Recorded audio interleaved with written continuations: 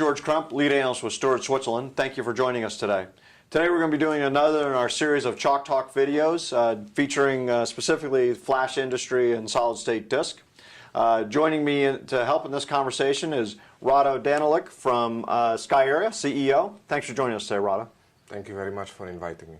One of the challenges that we see in the market today is, there's a lot of components that make up a flash system, right? We've sort of drawn out the stack there, and we see vendors.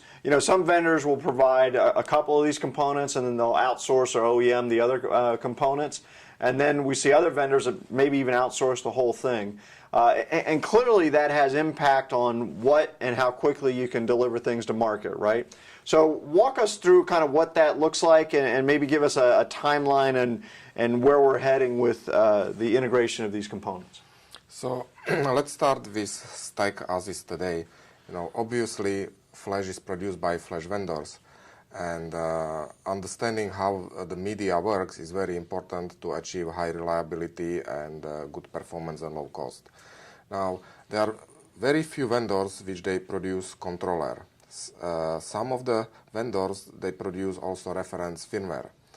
The firmware is one of the key components, and interestingly is one of the largest contributors of the failure, in addition to hardware failures.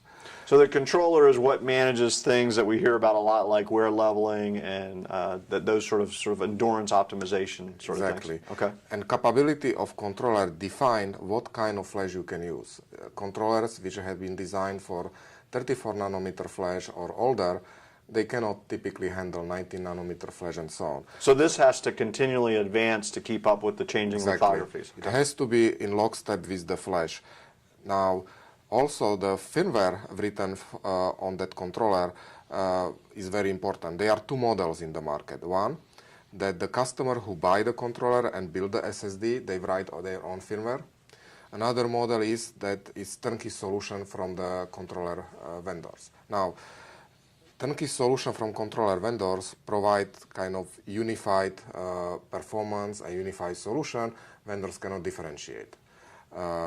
Now, the vendors who are producing on firmware, the quality varies, depends on the R&D budget and so on. So the quality highly varies depending on the vendor and the reliability. Okay. So as a system builder, I basically have two choices in the controller thing, right? I'm going to either leverage existing firmware to that is being provided to me, and then what I give up there is some control, but maybe I gain a little. Okay, it's maybe broader testing. That company might have a bigger R&D budget. But if I can write my own firmware, then I've got better control over how that controller acts, and I can maybe have a better chance of differentiating myself in the market. Is that right? Yes, that's correct. Okay. Now, depending on your budget, you will test that to various degrees, and the quality depends on your testing. Right. So I risk quality a little bit. So generally, there is very high fail rate in SSD built by third parties. Okay. Now, and the reason is because there are few 100,000 lines of the firmware. More lines of the firmware you have, more bugs. Right. Now, the next layer is the RAID.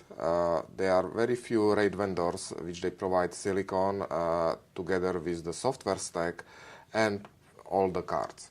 Now, on the upper layer of the system level functionalities, there are third parties which they can provide deduplication software, compression software, and the upper layer of the management like snapshot, clones, and so on. So. Okay.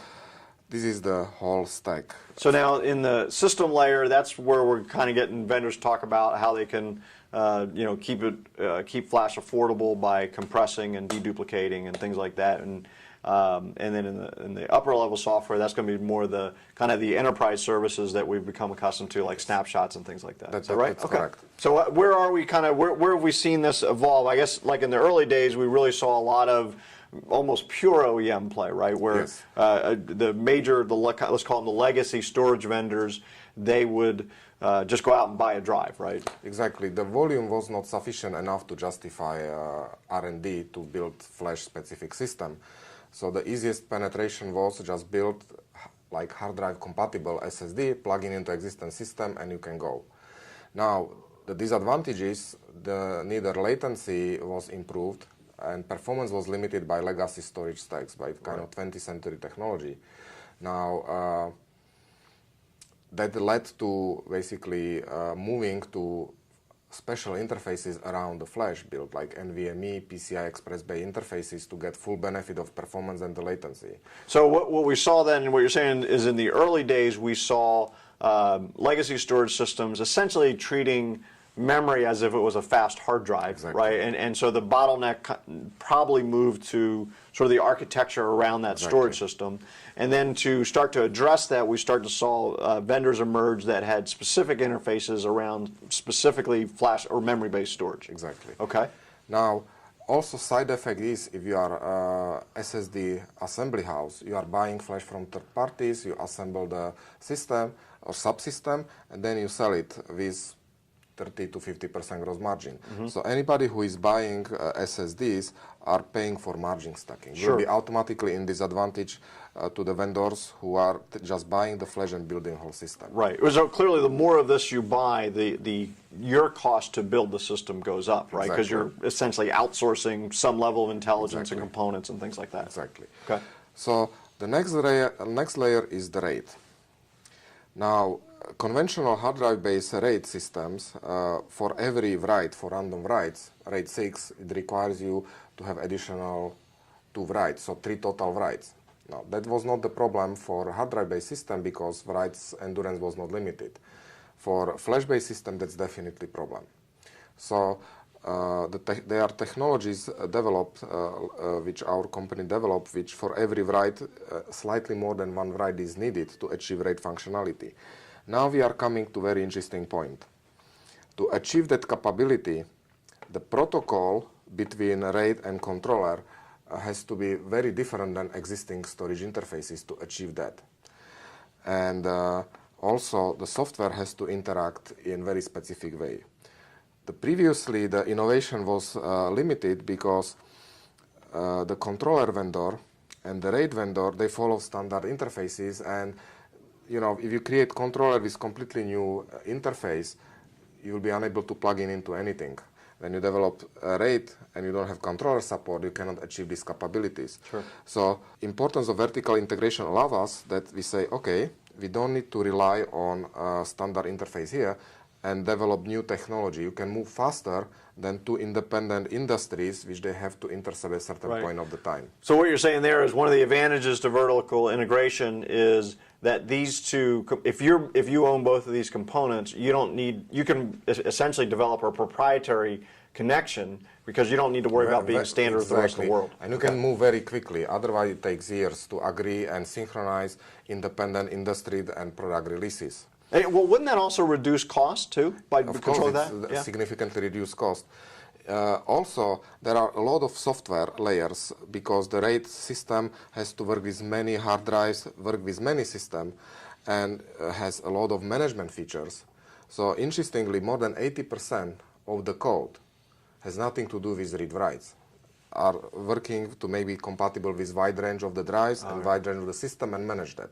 So if you are vertically integrated, you don't need to produce this 100% of the code. You can focus only on 20% functionality, which is much simpler, tends to have less bugs, and has better performance. So now we've sort of, what we're saying here is we've moved to that next generation of flash system that, where in the beginning we started out with a total OEM model, then we kind of moved to maybe a mixed of model where you could add some specific value. And then really now the ultimate end game is a totally vertically integrated system where all of these components are provided by one vendor. Exactly.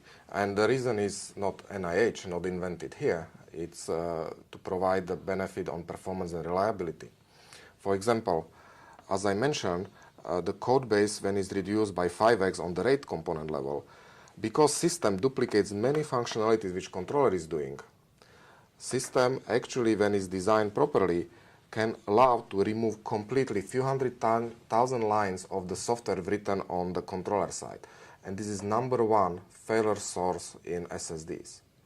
So amount of the code is dramatically lower. So Rada, that's really good information, and I think what we're seeing here is the cost benefits as a company owns more of this stack, they're able to drive out additional costs because of the margin stacking that we talked about, and also increased quality because you don't have these tangent lines of code that are needed anymore. Exactly. Right? Okay, great. There's also performance and innovation, because less code it is. If you want to change the functionality, you can move it faster. Sure, easier to adapt to new technologies, things like that. Okay, great. Well, thank you for joining us today, Rado. Thank you very much. I'm George Crump, lead analyst with Storage Switzerland. Thank you for tuning in today.